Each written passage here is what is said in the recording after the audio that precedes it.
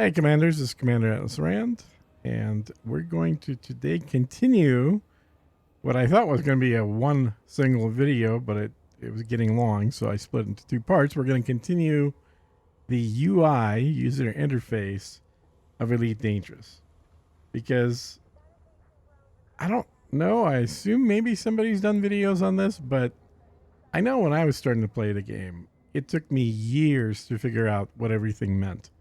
So I want to try and get that process a little bit quicker for you guys. So in the first video, we covered this, the main screen, and we covered this, the left-hand screen with the 4 tabs. So if you still haven't seen that video and you're looking for UI, go check that out. These two screens were covered in that video. So what's left? Well, this, the communication screen. This, although this one's going to be quick. Basically your screen for changing suits and leaving the ship. And this with all its tabs.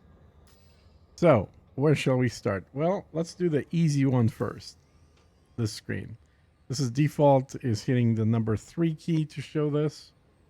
This screen, the between your legs screen, default view lets you configure what kind of loadout you have and to also get out of the ship. So you hit the loadout button. If you have more than one loadout created, you can quickly change from loadout to loadout to loadout. If it shows you nothing or just one loadout, hit manage loadouts. It'll come to this screen. Here you can create a brand new loadout, for example. It'll ask you which suit do you want to use for that loadout. This will then show you all the suits you have purchased. Now you can see I've got a few suits. The flight suit, although it's not going to look like this is a cool looking flight suit that I bought, but you will have some kind of a dark flight suit. That suit doesn't have any scanners or anything on it, so you're not going to carry guns with it, I don't believe. But the main thing is it's going to have really horrible shields on it, so don't just wear the flight suit. You want to get yourself one of these other suits. Dominator is going to have the best defensive and offensive capabilities. Got a decent battery as well. The Artemis suit is the one you're going to do all the exploration with because that comes with a genetic sampler. It's the only one that has that. The Maverick suit's the only one that comes with an arc cutter. It has really good carrying capacity and decent shields and regeneration, just not quite as good as the Dominator suit. So if we're going to create a brand new one, you can see I've got, so these are the default colors some of these come in. So I think this is default for Dominator and this is default for Maverick. These are customized, obviously, and will look differently for you. So you can select which suit you want to use. Let's say we do a Maverick one. You can change the cosmetics by going in here.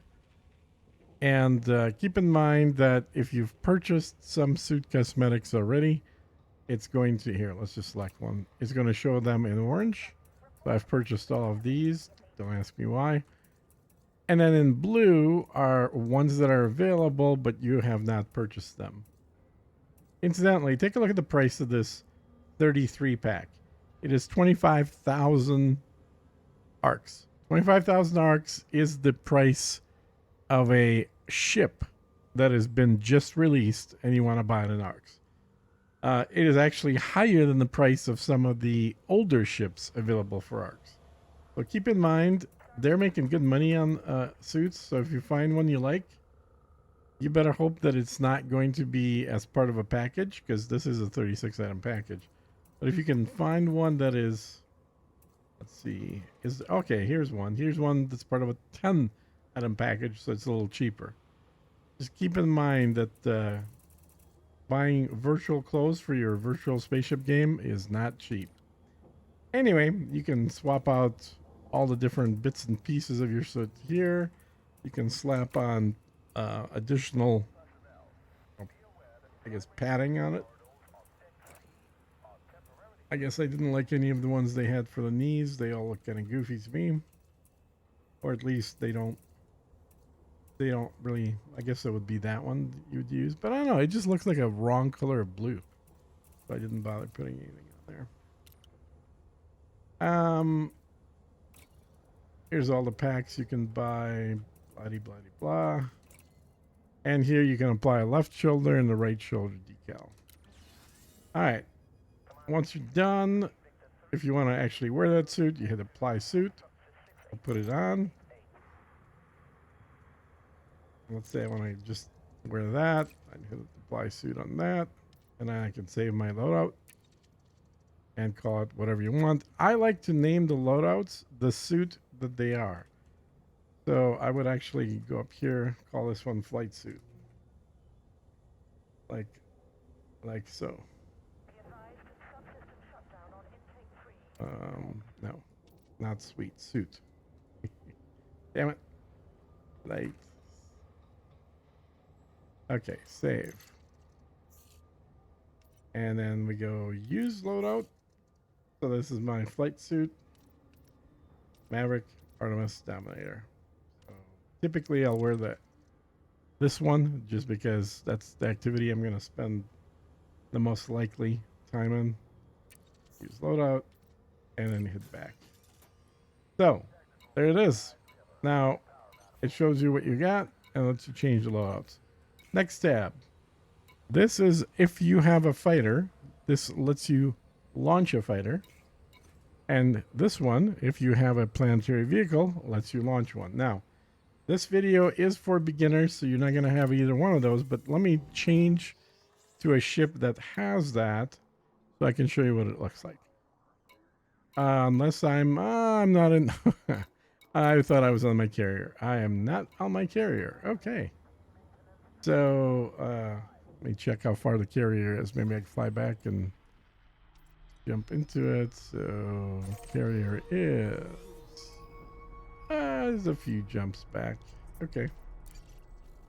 Yes, and I'm still in the beginner ship because I forgot I never changed out to a different ship. Let's see what's for sale here. For ships. They don't have any ships for sale. Well, that answers that question. So we'll fly back, and while we're flying, I'm going to cover some of the other screens. And then we'll come back to these two views once I'm back on the carrier, just so you can see them. But again, as a beginner, you're not really going to need to worry about either one of those two for now. Eventually you will, but not quite. Alright, let me get aligned, and then we gotta keep going a little bit further away. While we're doing that, let me show you the communication screen. It's default, lets you send messages either to local or something else. It'll show you the last screen full of messages here. If you hit the enter key, it'll take you to a screen where you can type something. If you hit the tab key, it'll change who that message is going to go to. Either squadron leaders only, or local. If you're part of a wing, it'll have wing in there as well. So whatever groups you're in is going to have in there. So I can just hit enter to send that message. It'll pop up for anybody in local. You can see there's also two tabs on the left. So how do you get to those two? Well, you hit the A key when you're not typing, and then the S key to go up and down, W key. And then the D key brings you back down here. So I'm done typing. I'll type another hello, hit enter. And now you can see if I start typing, nothing happens. That's because my cursor is not in the typing section. It's on the left there. So I hit the A key to go to the very left. I hit the S key to go down. What's the difference between two, right? So this is main chat where most things get dumped. This is system chat. So this would be for system-wide messages. So I can also do hello here. What's the difference between local and system? Well, local sends it to just the area that I'm in. System sends it to the entire system. Why do I have system set up separately? It's because system messages get really annoying. There's in areas where there's a lot of people, there's usually a ton of messages coming through, and I just prefer not to have them interrupting me. This is customizable, and it's customizable. Let me get out of that. If you use the Q and E keys, you can go over the top tabs. If you go all the way to the right, you can see different types of messages. Where do you want them sent? So direct messages from player, I want them going to main. Text messages from chat, I want them to go into main as well. Local, go to main. System, that's the other thing that we looked at. I want the separate tab for system. Team crew main, squadron main, leaders main, notifications to main, comms profanity filter, yes or no. I have it off because honestly nobody swears here anyway. But if you're sensitive to that kind of thing, you can turn it on. Auto enable team voice comms. Generally have this off because I don't want some random person starting up a voice chat session with me. So for that reason, I have auto decline incoming voice requests. Now, if you happen to be playing with another player, you're going to be using in-game for voice, which honestly I don't recommend. I recommend just both of you get on the same Discord. If you need a Discord, feel free to join mine Discord. We have a bunch of voice channels in there. And it's usually, there's hardly anybody ever in there. It's more of a place just for me to post some interesting info. And if I'm playing with other people, they'll be in there. But it's pretty low key. So that's what I have in my preferences, essentially. Now, if you want to send main to its own, you could create a tabbed, sorry, not main. If you want direct messages to go instead of main to go to its own section, you can add that tab as well. I just leave it on main. Okay, so that's our leftmost and rightmost here. What is this? This inbox is predominantly going to be messages from the game to you. So, for example, it's telling me how much money I paid last week for the fleet carrier. Yep, $33.5 million in 1 week. That's how much the carrier charges, or the charges for me to run a carrier are. It ain't cheap. But when you're making sufficient money, it's really not that big a deal either. Power play leaderboards, second Thargoid War that we won. So, and usually I just leave them in here, but you can also delete them by using that little delete option on the right.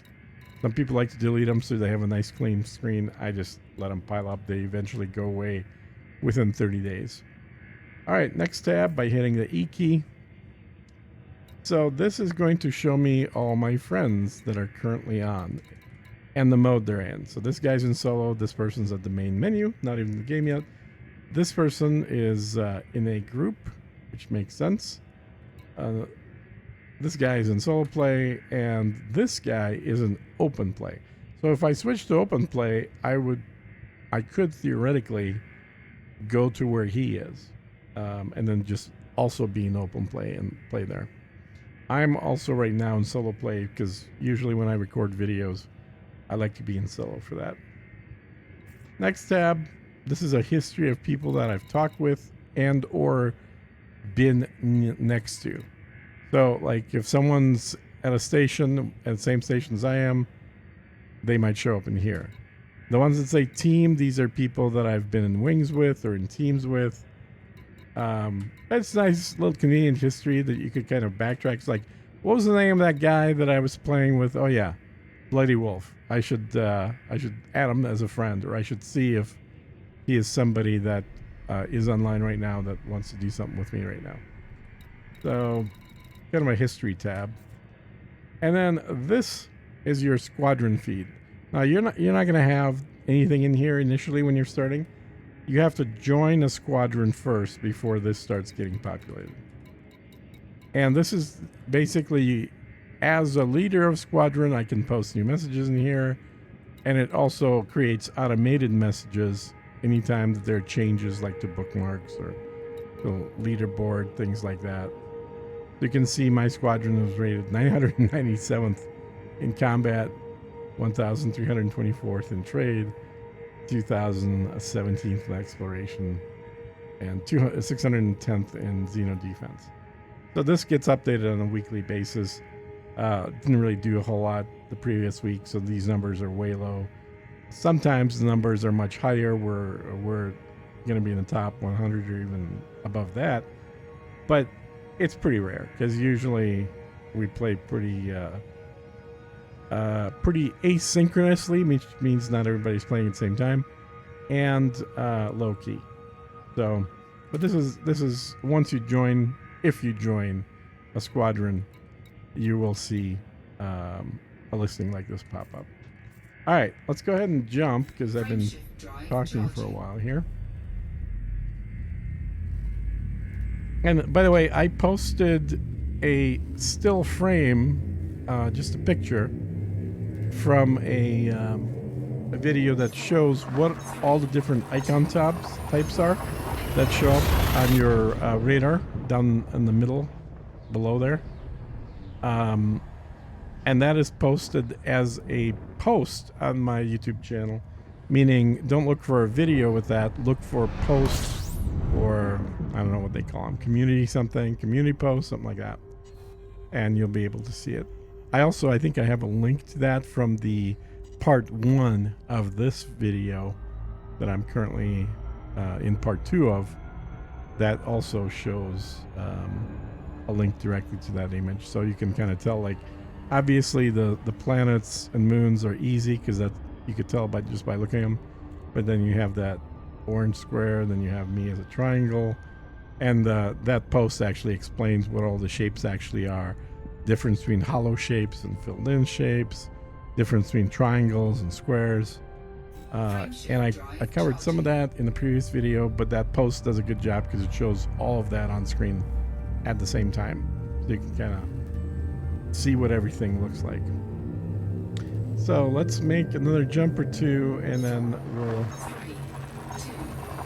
we'll start going over the right hand panel, which has a whole bunch of options, or a whole bunch of data both to look at and to actually make changes with. Let me see here. Am I going to have enough fuel to make it all the way down? How many more jumps do I have? I have 2 more jumps. Yeah, I think I can make it with the fuel I got. Let's do that jump. I am a little hot, as I mentioned in previous videos. If you see your heat over 100, don't worry about it. It's pretty minor until you get into the 200 or 300 range. I've had my heat up over 1,000. Not on the beginner ship, but on some ships, like in the middle of combat. So at 1,000, you're taking pretty fast damage to your ship. But even still, it's not like it's immediately going to blow up at that. It's just your components are going to start failing slowly with that much damage happening due to heat. All right, so one more jump. Okay, cool off is done. Yeah, the beginner ship is not very heat friendly either. Some of the other ships, especially the ships meant for exploration, they run very cold. So around 30 to 40% while you're jumping, and potentially all the way down to like 20% when you're stationary. The beginner ship, not so much. It's not particularly cool running, but that's to be expected. All right, so now I'm in the system. Let me start heading toward the my carrier here. So I'm going to, first of all, make sure we have carriers in here. And then I'm still the only one, which is kind of surprising. I'm going to turn on the Super Cruise Assist. And wait, where'd it go? Oh, deactivate? No, it is active. So where is it? Did I seriously fly by it or no way? No way. Oh my gosh, I did fly by it. Okay. So anyway, got Super Cruise Assist turned on. It's going to pull me out as soon as I get to the carrier automatically. So that'll be good. I'll land and then we'll go over the right, or maybe I'll just hover next to the carrier. We'll start the right hand menu because it's the right hand screen has an awful lot of different data. Hello, Commander. Okay, so we're close enough to land now, so I can just kind of park here. Let me turn away from the sun. There we go. All right, and then stop. So if I hit the 4 key, and you can see like we have a little more variety of icons in the radar there. The green ones are the police ships. All right, so I hit the 4 key. We go to this screen. You got your commander name. It's got all your ranks showing you where you currently are. Don't remember off the top of my head how many ranks there are. I want to say before you hit elite for most of these, I think there's about 10 ranks to go through, maybe 12, 10 to 12 ranks before you end up at elite. And then, as you can see in my trade rank, is elite 5. And that's true for all of these. So they've actually added extra elites back maybe 5 years ago, so that you used to kind of top out at elite, but now you can progress beyond elite and go to 5 more levels above that. And we have combat rank, self-explanatory. Exploration rank, I think, is also fairly explanatory. Trade rank, that's determined by how much profit you've made. So you can either trade a lot and make very little profit to get to it, or you can trade a little bit, although a little bit being relative, still a little bit is still a lot, just not huge, but make really good profit, and that'll get you to elite rank faster. This account, obviously, as you can tell, while it is capable of doing military actions, is primarily a trading account, and it's not even all that not that much an exploration account and not that much a cataloger account. Exobiology is the most profitable thing you can do in the game. I find it a little boring, so I don't do it a whole lot, but it is the fastest way to earn money now that Thargoids are no longer near the bubble systems. And then mercenary, you earn that by fighting for different factions. And I generally don't do a whole lot of that, hence my fairly low rating on there.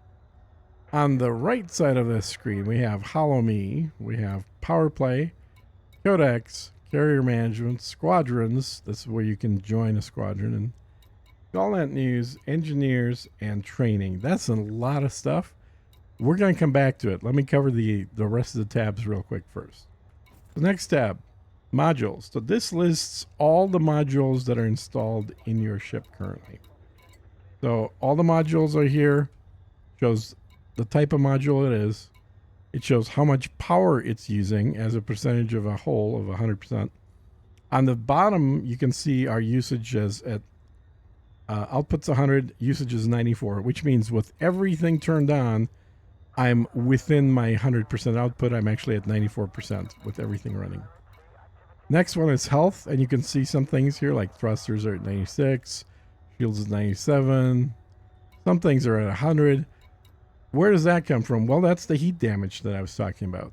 So as you fly over 100% heat, your modules start taking a little bit damage. But you can see that it's really small damage, like 2%, 3%. That is basically inconsequential. Now, if you do nothing about it, if you don't fix it, just let it stack up. Oh, somebody's shooting something. Let me see what's going on here. I might have already gotten the shot off. Okay. If you do nothing about it... Oh, there it is. Somebody's shooting at something. Well, I have that in the background. Eventually, they will get low. And when a module gets to 20%, it basically stops functioning.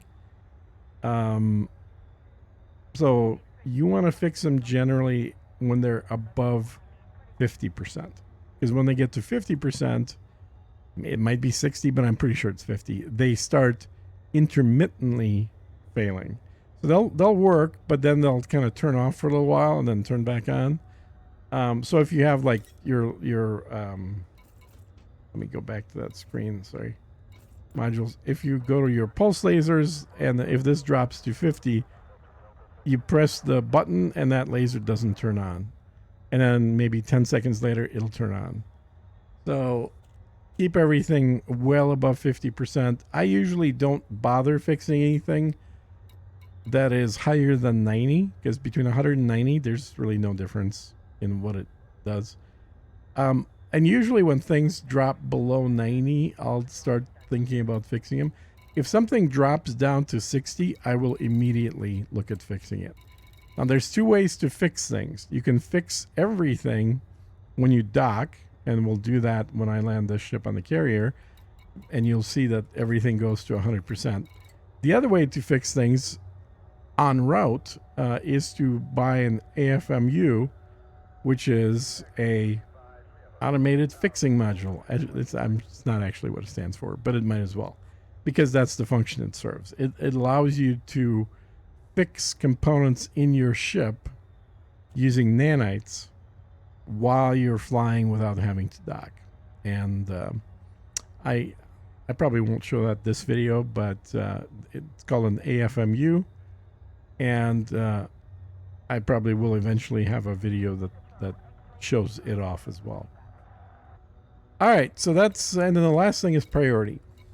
And priority is if there's not enough power, what gets shut off first. So you can see I want my frame drive to always be on. I want it to be the last thing to ever get shut off if there's a power loss. So it's first priority. Sensors, I mean, I should probably have them at 2. You don't really want to lose them, but your ship's not going to die just because you lost your sensors. Super Cruise Assist, it's nice to have. I put it on a 4. Power distributor, that's pretty important. I'm going to put that on a 1. Life support, it's actually less important than you think, because even if your windshield breaks, your life support will last anywhere between 7 minutes and 20 minutes, depending on what type you bought. So you can actually have life support at 2 or 3, and it's perfectly fine. Weapons, you would think you want them working all the time, but actually you can have weapons be lower, because if your power goes out for whatever reason, like damage to your generator, your most important thing to do is fly out of there, not to keep shooting. Advanced docking computer, it's optional. Make it a 4. Cargo hatch, unless you're mining. If you're mining, this should be like a 2 or 3. If you're not mining, might as well be a 4.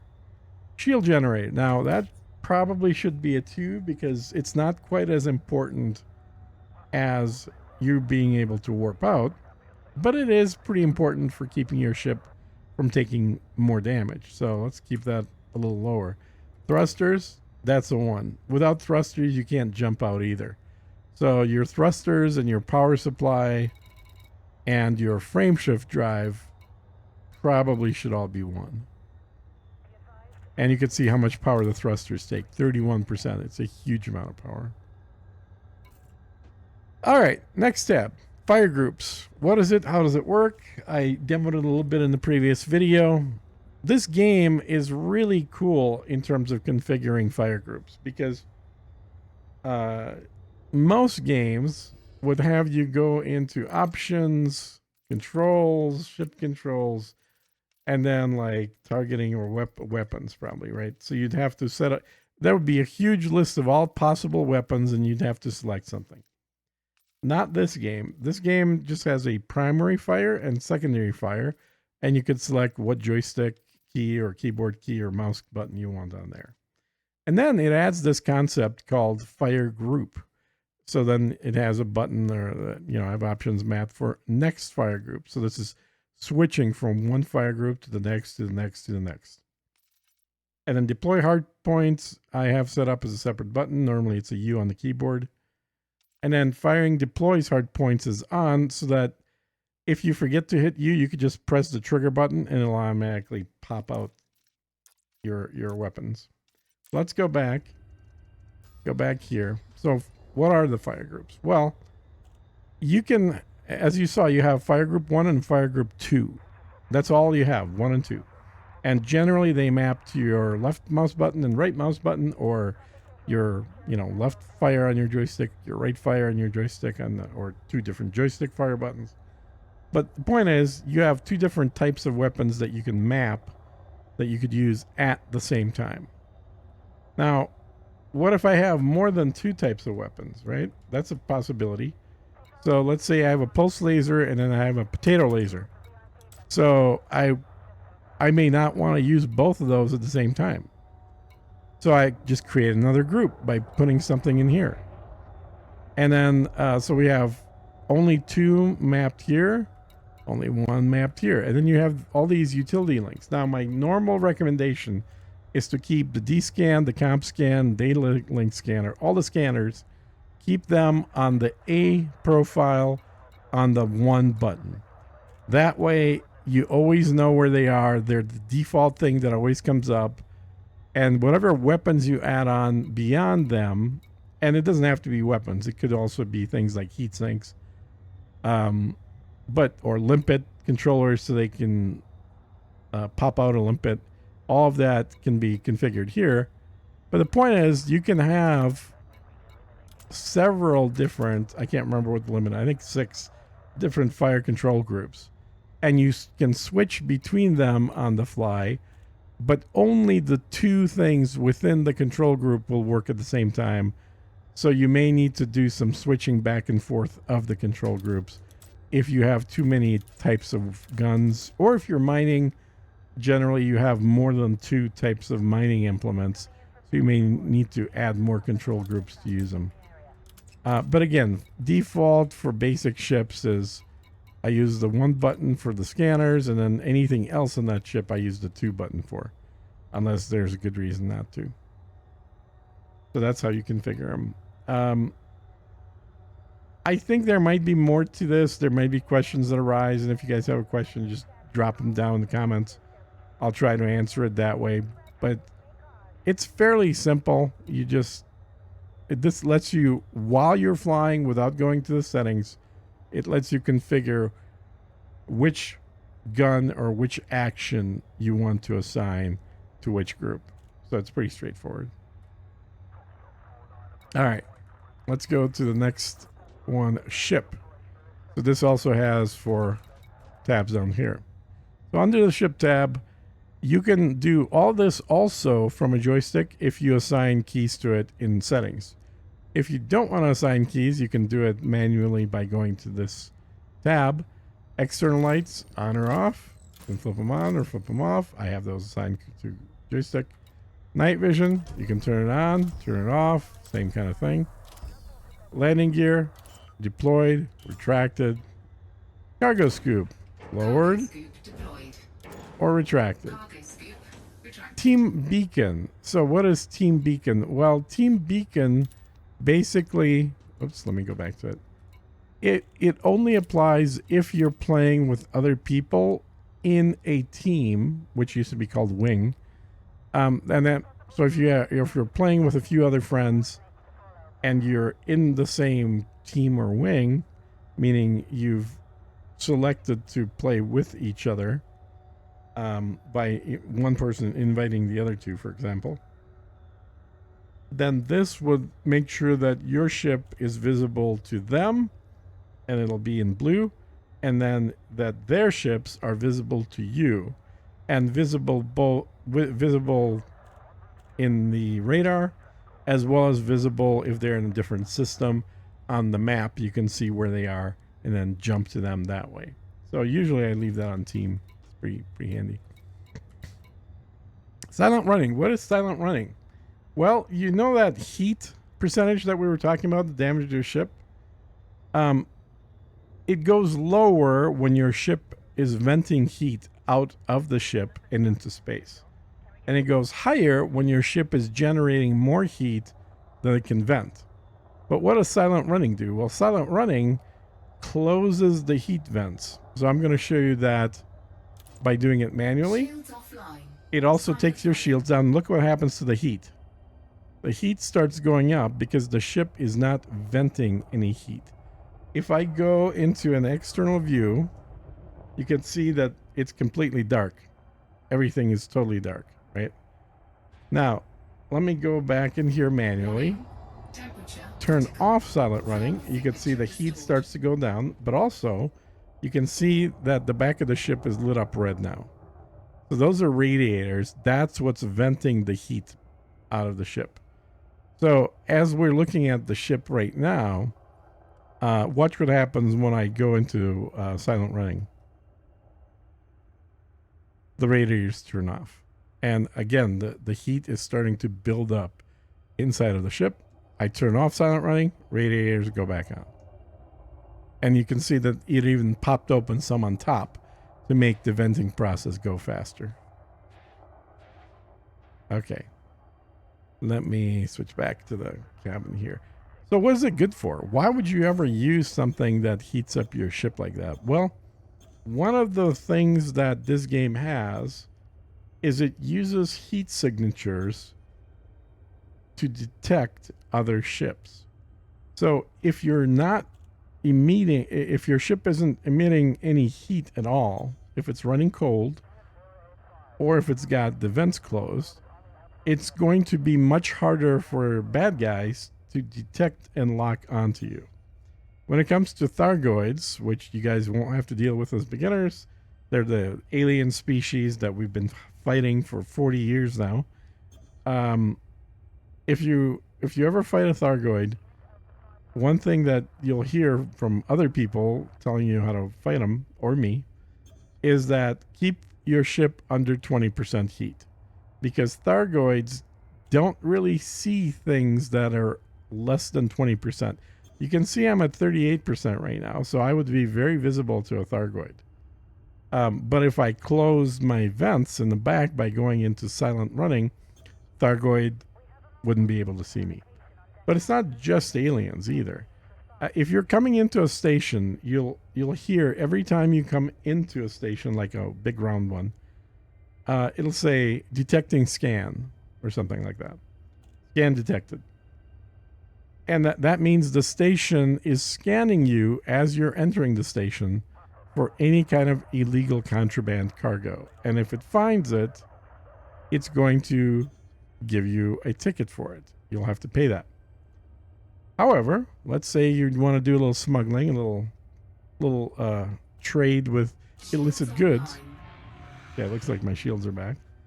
And again, the shields went off as soon as I closed, or as soon as I went in silent running, because the shields themselves give off a heat signature. So to really make the ship be as invisible as possible in silent running, the shields are automatically shut off. It also means when your shields are shut off, they're not giving you any protection. They're not there. If somebody shoots you, it hits the hull, not the shields. Anyway, going back to the other topic here. So when you're, what was I talking about? What was it the other topic? Flying cold. Yeah. So if you're smuggling something into the station, what you can also do is the same thing, is you can approach the station before it scans you. So just as you're coming up to the slit, up to that hole to fly into it, you turn on silent running. Your heat will start building up inside your ship, but no heat is coming out of your ship, which means it'll take longer for the station to lock onto you before it scans you. And by that time, you will have already landed. So as soon as you come into the station, just get to your landing spot and land. If you do it right, you'll be able to land with your heat under 100% on the ship, but you'll be appearing as completely cold to the station. And of course, as soon as you land, you turn off silent running, because at that point it doesn't matter. You're already landed. No one's going to scan you. So that's kind of the way to sneak in goods into stations, is in silent running mode. All right, so that's silent running. Generally, it will be off. Turrets weapons mode, forward fire. Now, the weapons on this ship that came with it only fire forward. It's not a question. However, you can buy turrets and mount them to your ships. And what do the turrets do? The turrets have a mode where they're automatically going to keep targeting a ship and turning, like a turret does, and to keep tracking them and keep shooting them. In that case, you will not have them forward fire. See, I can't show you that because I don't have any turrets purchased, but I'll show you that on a different ship. And then you would just select either target, only shoot my target, or shoot anybody.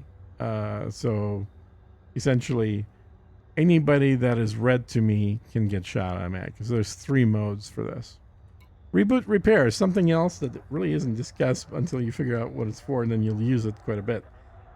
Mostly useful for either accidental rough landings on planets where you end up blowing through your entire shields and then damaging your ship, or overheating a lot and one or several of your components go down, or when you're fighting, like you're whether it's NPCs, other humans, or aliens, or whatever. Sometimes a particular part of your ship will be so damaged that it just does not work. What does reboot repair do? Well, let's do it right now. I'm going to hit it. First of all, you have to wait 3 seconds to confirm. So it starts trying to analyze what can be repaired, and it completely shuts down your engine. You can see my oxygen is going to run out in 5 minutes. So I've got the worst oxygen supply for life support in here. But this only takes about a minute. And it's going to try and repair anything that it can. It found 0 modules to repair, which is not surprising. And then it'll turn the ship back on. And it'll also bring your shields up to 50%, so halfway mark, whenever you do this process. So quite often, after you get done killing an NPC, if your shields are low, get a little damage, you want to kind of fly away so you don't get targeted immediately, because you will be turned off for at least 30 seconds. I think it's less than a minute, but about 30 seconds. So fly a little distance away and then do a reboot repair.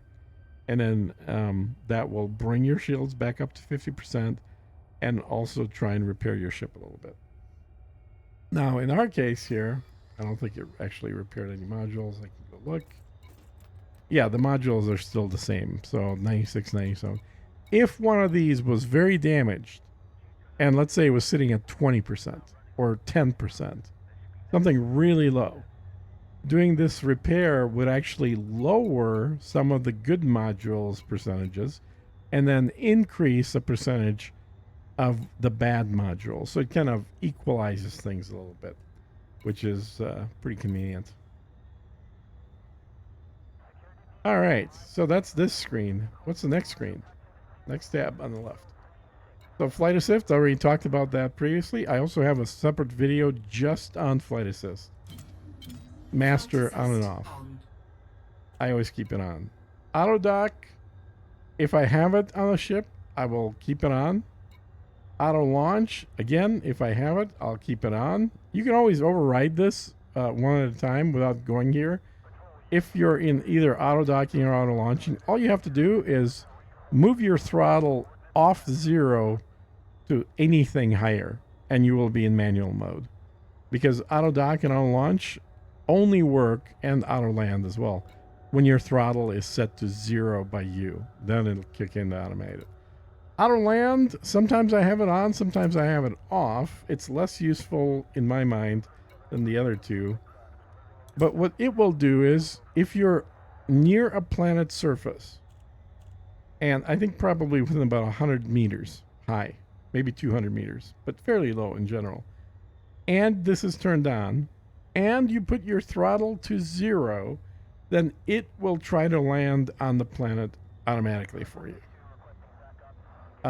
It'll take care of adjusting ship angles and everything else to make sure you can land. It'll only do this if it finds that the ground underneath your ship is flat enough to do a successful landing. Otherwise, it'll just show a red circle below you, basically saying you can't land here. But I usually will turn it off if I'm doing a lot of landings manually at a planet, and I will do that if I'm doing xenobiology or something. Then I generally will be. Oh, look at that! Somebody shooting at somebody. I always enjoy these little NPC battles. My carrier just blew up that ship. It's nice to have a carrier nearby. Oh, somebody's shooting at it. Oh, the police are shooting at a ship that just took off from my carrier. Let's see if the carrier starts shooting it too, because the police seems to be shooting at it.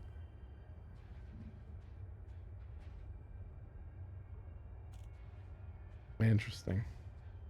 Anyway, yeah, the carrier's now shooting at it. Boop. Blew it up. Okay, let's finish this up. So, what else do we have in here? Rotational correction. Leave it on. that just means when you're entering a station and that station is spinning, which almost all of them are, it will take care of doing that rotational correction for you. If this is off, when you enter a station, it'll continue looking like the station is spinning around you. If this is on and you enter a station, it will look like the station is stationary to you because you're turning at the same rate. Hyperspace dethrottle, on or off. So this is a feature that only comes with Super Cruise Overdrive. What this does is it issues a throttle zero command every time you jump into a new star system and you pop out by a sun. If this is turned off or you just don't have the module installed, you can still do this if you have a manual throttle. And if your manual throttle is at zero, like, you know, a HOTAS, if you have a hands-on throttle and stick and your throttle is manually moved to zero, then this basically does nothing. However, for people playing on the keyboard or with something other than the HOTAS, whatever your throttle was set to when you first jumped is what it's going to be when you come out of the sun, which means, practically speaking, that as soon as you pop out of warp and you're next to a sun and you're aimed at the sun, if your throttle is not at zero, you'll start accelerating into the sun. And that's a pain in the ass. Now, you're not going to just die automatically from doing that, but you will come out of warp when you get too close to the sun. And it's going to be hot. Your ship will start getting hot. Not over 100 hot, but still pretty hot. But more importantly, as you turn around and try and leave there and fly back and jump back into warp, Fuel tank low. fuel tank low. Okay, so we're burning fuel. I mentioned this in the last video that see the fuel, that even if you're not moving, even if you're stationary, you're still burning fuel. And right now you can see on the right side, bottom right, it says 0.42 per hour. So you're burning roughly half of those little squares every hour of just being stationary. So don't forget, you're losing fuel even if you're not moving, unless your ship is parked. Either parked on a planet or at a station or on a carrier. If it's parked, your fuel doesn't get used up because your engines aren't running. Now, I would not recommend doing this for you guys because, again, you're kind of brand new to it. Okay, let me finish this. So hyperspace throttle, make sure that's on if you have that option. But theoretically, what I've done sometimes is just go to thrusters. If you press the space bar, it's basically the select, you can actually disable the thrusters. So you can Offline. turn them off. Right now, if you go here, you can see we're only burning 0.26 per hour instead of 0.41. So the thrusters, even in stationary mode, still burn quite a bit of fuel. Let me turn that back on. And then keeping all the electronics running burns some fuel. So if you turned all this stuff off, then your fuel consumption would be probably zero. But I never do that. There's really no reason. Just keep the ship fueled up. And also, big ships have less of an issue with this than small ships because they have much bigger fuel tanks as well. While I'm here, any one of these, if you select, you can see you can turn on or off. This is also where you would repair it if you have an AFMU. But you also have this show info. So if you hit space there, it shows you all the specs of what's actually installed. Because in this game, as you probably are aware, you can buy components at 5 different ranks or different rates. So you have best to worst, A to F. So your A quality components are going to be the best specs, and your F quality or your E quality components are going to be the worst. So this shows you what's currently installed and what all the different breakdowns for it is. You also have engineering, which means you can take your A-rated components, make them even better. Or you can take your C or D rated components and then bring them up fairly close to an A rating. I don't know why you'd ever do that, but you theoretically could. So this is a way for you to just kind of see what you've got currently installed while you're flying. When you're not flying and you're parked, there's another way that's easier to see this. All right, we're not done yet. So we looked at ship inventory. So inventory shows you what's currently in your ship. It's currently empty for this ship. It has filters, but you know, like if you have some stolen stuff, you can mark stolen. It'll only show you what you have that's stolen. Generally, I don't use filters. So this is your cargo space. The one below that is what's in your refinery. I don't have one installed, but if you had a refinery, like for a mining ship, it would show you what it's currently refining. This confuses people. You have cargo here, and then you have materials down here. What the heck is materials? Materials are a lot of things that you pick up along the way in the game.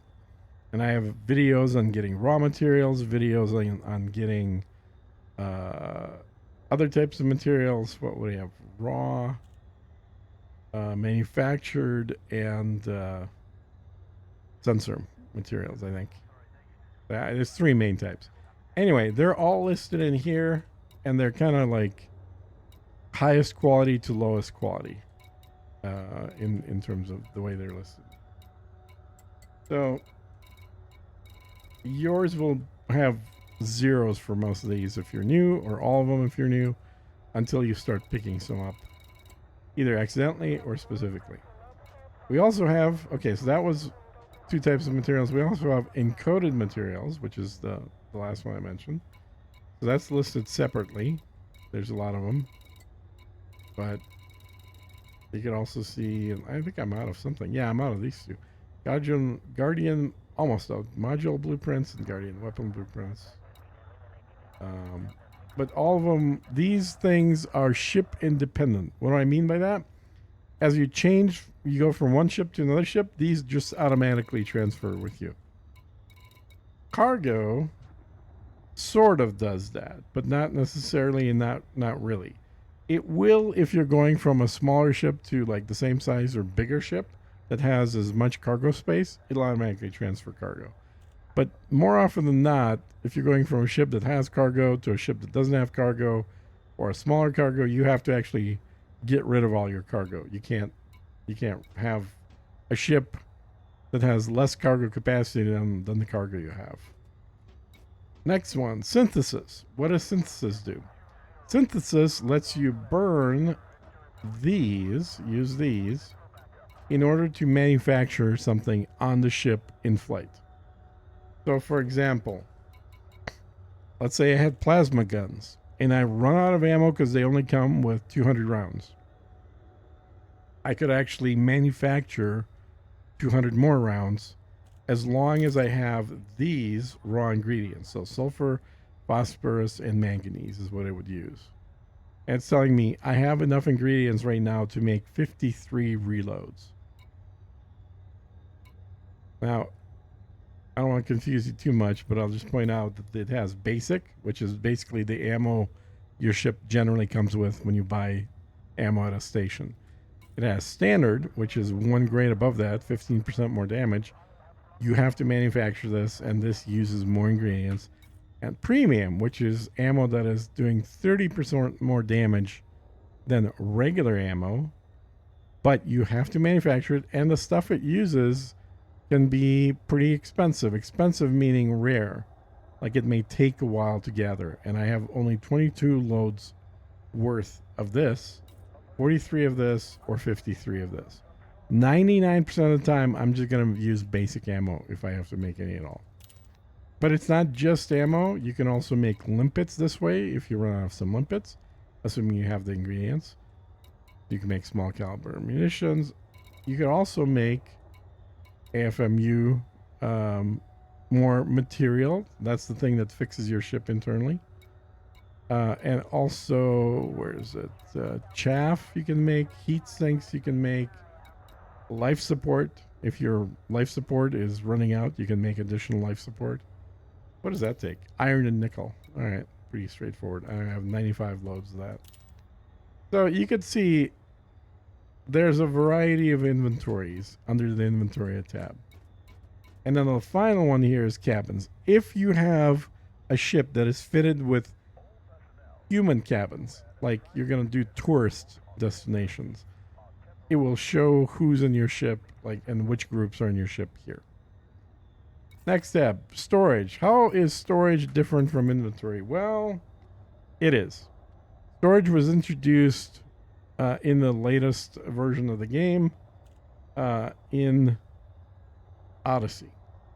Odyssey introduced on planet, on foot gameplay. And it's being able to land and walk around and go into buildings on planets. And that also created a bunch of new materials. So instead of trying to add more tabs to this, they just gave it their own tab up here. And you can see they're kind of all blue on the left here. So these consumables is what you carry with you when you leave the ship. Assets, goods, and data are basically analogous to this and this, but for on foot.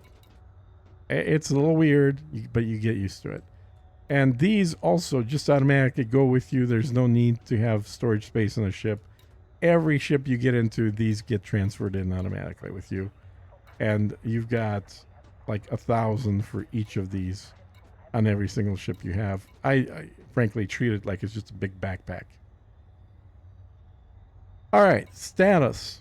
What is status? It shows you status of you. So first tab on the left, this is showing you your standing with the local groups in the system you're currently in. Looks like there's 1, 2, 3, 4, 5, 6 of them here. I'm cordial with these guys, cordial with these guys. I'm only neutral with these guys, neutral, neutral. Nobody hates me, thankfully, but I'm either neutral or cordial with these two things. Next one down is reputation. So that's similar to faction reputation, but this is for the three big governments within the game: the Federation, the Empire, and the Alliance. It also shows you who you're currently pledged to. In my case, Yuri Grom, and I would recommend that you do Yuri Grom not just because I'm in it, but because I used signs to determine he is the best one to pledge for. That signs being, what do you get as a reward for pledging that's different from every other group? And he actually gives you 4 different benefits. Most of the other power play people only give you 1 or 2 categories of benefits. Grom gives you 4. And so you basically get bonuses like extra money or extra merits or extra something from more tasks for him than for others. Now, he's not what I would call a bad person. He's not a pirate, but he is definitely a smuggler. So if you want to play as a Federation goody two shoes, then don't choose Yuri Grom. If you don't mind being Han Solo, Yuri Grom's the perfect guy for you. But that's a separate video. So superpowers, you can see your reputation and your rank. Your reputation you get when you do things that for groups that are in them, and that slowly rises. Your rank you get for making either kills or basically doing missions for groups within that particular group. So you can see only the Federation and Empire have a rank, and the ranks are basically military ranks for the Federation or royalty ranks for the Empire. The Alliance is more of a loosely knit organization of independent states, so they don't have a joint military really. And Yuri Grom, I gather, is part of the Alliance, so he's more of a sort of a flexible, what do you call it? He has flexible morals. That's what I would say. And then he fits in the Alliance nicely there. All right, next tab down. This session log, this is just a summary of what did you do today when you logged in. So, session update, not much. I've been mostly talking. But it shows the systems I've traveled and how long ago that was. I've been talking for 42 minutes since we got here. That's awesome. So the video's got to be an hour now. Next one, finances. This is how much ship insurance, how much you have, and how much ship insurance costs. So I have 172,000 in this account. The ship insurance is 2330. What is ship insurance? If your ship gets blown up for any reason, whether that means you were shooting at NPCs, they shot back and blew you up, whether you got interdicted by a pirate and a pirate killed you, whether you got killed by a human player, whether you crashed into a building or a planet or another ship and you exploded from the impact, all the things that basically destroy your ship, there is a cost to getting your ship back because it blew up. So you're essentially getting a brand new ship. That cost is called your ship insurance.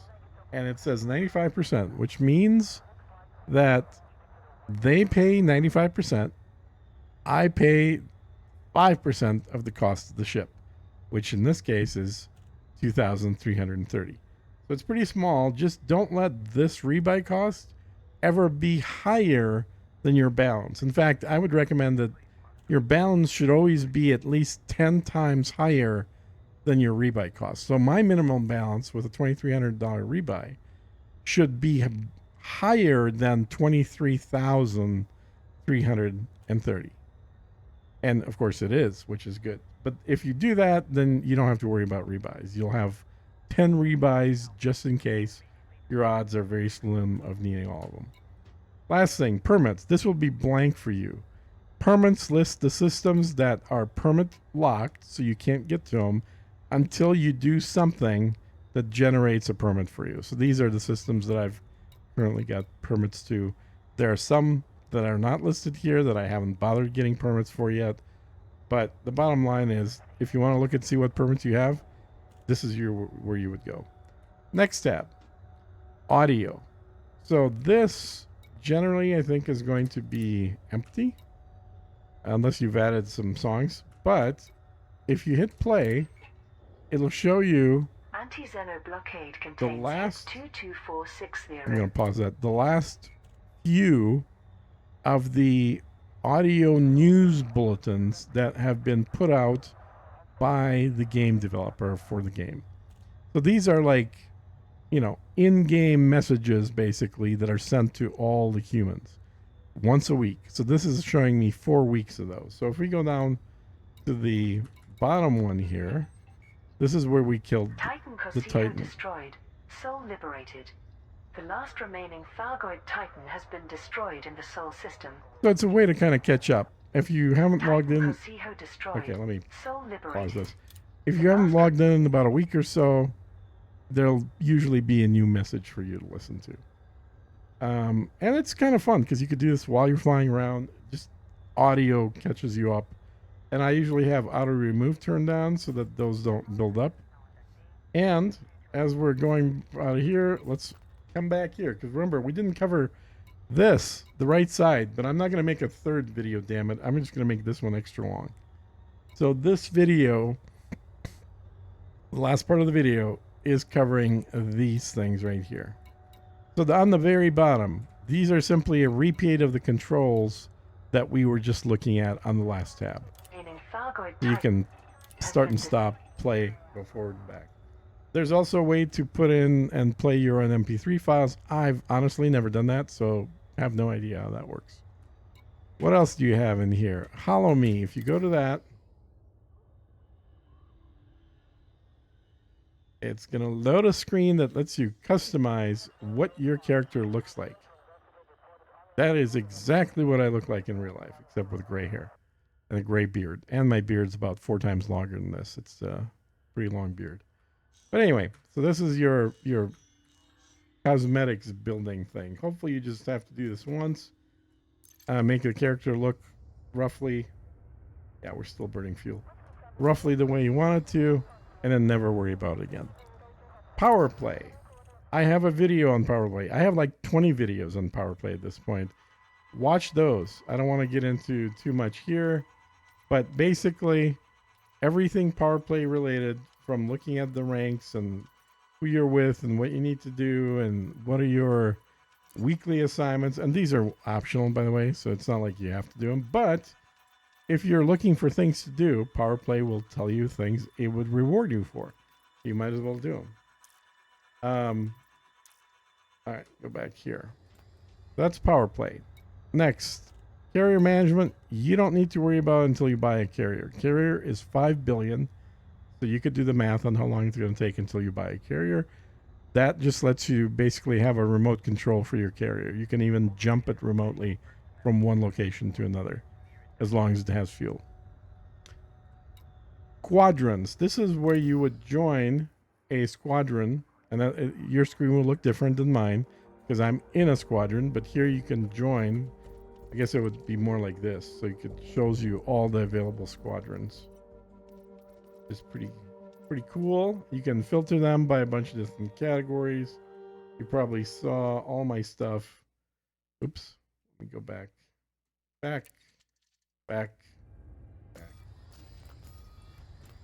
Squadrons. All my stuff is themed around Atlas Shrugged. And so mine is Galt. I've just got a few other buddies in there and my alts. But there's a ton of different squadrons that you can join. And main benefit of being in a squadron is you can share information. Things like, I'll show you, for example, here, bookmarks. When you're by yourself, you just have your local bookmarks that you created. When you're in a squadron, you get these green bookmarks, and these are shared between everybody in your squad. So if I find a good on-foot extraction base location, I can mark it once, share it with the squad, and then it'll show up for everybody in here. There's also other things like that, like up here, you can have a squadron-specific communication. In fact, this stuff that you saw, this is coming from the squadron as well. So it's showing you information about the squadron in here. So it's not mandatory. Most people are not part of squadrons, but if you wanted to, you could either create your own or have your buddies join yours or look for a squadron of other people to play with. I would recommend just not doing anything with squadron until you start playing with a regular group of friends. And they will probably invite you to their squadron at that point. That's the most likely scenario. Okay, Codex. Actually, let's do... So training is the training. Redo the training that you've already done. Self-explanatory. Don't need to worry about that. Engineers. This will show you... I think of just the first two, or maybe just one. Is Celine the first engineer? I don't even know. Maybe. No, she's not. It's Liz Ryder. Yeah. So Liz Ryder will be an engineer that's available to you. Engineering is a whole separate, long, convoluted topic. I'm not going to cover in this video. I will have a video on it later. You can probably watch some other people's videos as well. Engineering likes to make your ship better. And you can look up what engineers you still have to unlock, what kind of rank they're at in this tab. Galnet News. This is the text version of the same audio stuff that we were listening to. You can also listen to them in here as well. Or you can just read it. Sandra's Workshop asks for festive gift couriers. Okay. The CEO of leading So, children's toy explanatory. manufacturer Sandra's Workshop has Sorry, requested talked about help carrot. with Last thing is parcel Codex. deliveries. Probably one of the Sandra most Paws, the underutilized much-loved portions of it. philanthropist I who gotta provides stop the gifts to children across yeah. the core systems. Stop that. Go to Codex. Very few people use the Codex. The Codex is broken up into 3 or 4 bits here. And I think I kind of covered briefly in another video, so I'm not going to cover it a whole lot here. Just briefly, anything having to do with you, your stats, your session logs, how much money you got, all that good stuff. Like I've done 25 billion in trading profit. That's pretty good. Approximate time played 18 weeks, 3 days. Now that's continuous time, so it's actually years. And next one, discoveries. So this is going to show me all the stuff that I've discovered in images, as well as how many of them. Let's see what else we have. Organic structures, all these different things I've discovered. Now, that's not to say I've seen these and nobody else in the game has. These are things that are in the game that probably many people have seen, but I'm one of those many people that have seen them. That's the best way to explain that. Xenos, blah, blah, blah. Knowledge base and pilot's handbook, again, these are very ignored things that honestly shouldn't be. These are your help files. You want to know about mining? You can read up about mining. It'll show you stuff. It's not going to be as good as watching one of my videos, obviously. But you got access to data about pretty much everything in the game. Any topic. You want to read up on piracy? Tell me about piracy. What do I need to be a pirate? What do I need to do to avoid piracy? It's in here. Salvage, crime and punishment. Yes, there is crime and punishment here. You may end up in jail, in prison in this game. You may get too many fines or bounties against you, and then if you get caught by the police ships, you're going to jail. And you got to pay that fee, pay that bill. Very brief overview of power play, not written very well. Same thing with engineers. Anyway, you get the idea.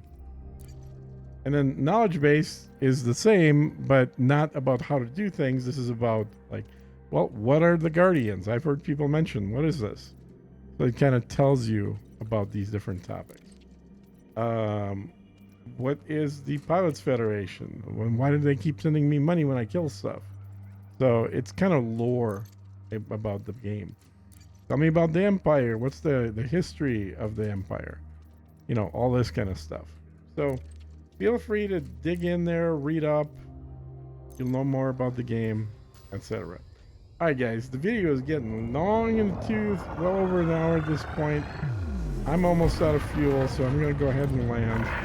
And then the last thing I'm going to do, that I promised to do, is switch ships. So I can show you what it looks like when you have a fighter bay and a landable vehicle. If you don't care about those two topics, perfect. You can stop the video right here. That'll be the last two things I show, but that requires me to change ships.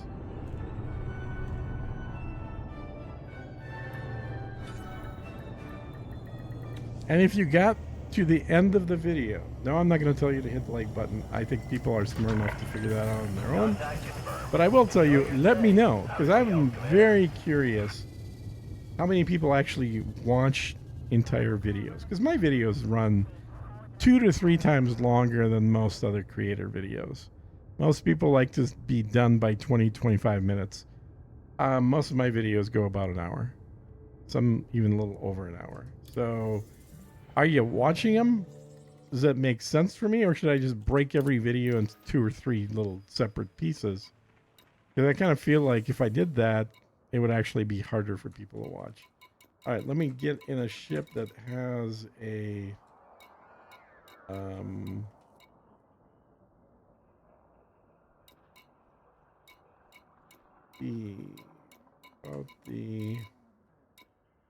the Corvette. There we go. Get in that. I think that has a fighter. Let's check. So we gotta, first thing, we gotta move the guy in there. No fighter here installed? Really? Huh. Could have sworn I had one. Okay. Easily fixed. I'll just throw one in there. Whoa, really? I got no weapons on there either. Okay, I must have stripped this ship. I definitely stripped this ship. Holy cow. Okay. So I'm gonna put a fighter bay. That fighter bays. And then I might as well also put the little vehicle thing in there as well. Planetary vehicle hangar. Might as well put that in the same one. Okay. Now that I've got them in there. And again, this is stuff you probably won't use for at least a month, maybe longer. But if I have a fighter bay, it doesn't do me any good until I have a fighter pilot. And this dude's been with me for a long time. He's an NPC pilot. So I set active. I forget to do that about half the time, but you always need to do that. And now, if we hit that 3 key, we go down here, you can see I have a fighter that is ready to launch, other than I'm obviously docked, so I can't launch it. But normally, I'd be able to launch them. If I go in here, it tells me some info stats about the fighter. And a fighter is a small launchable craft. It's about the size of the starter ship, in fact.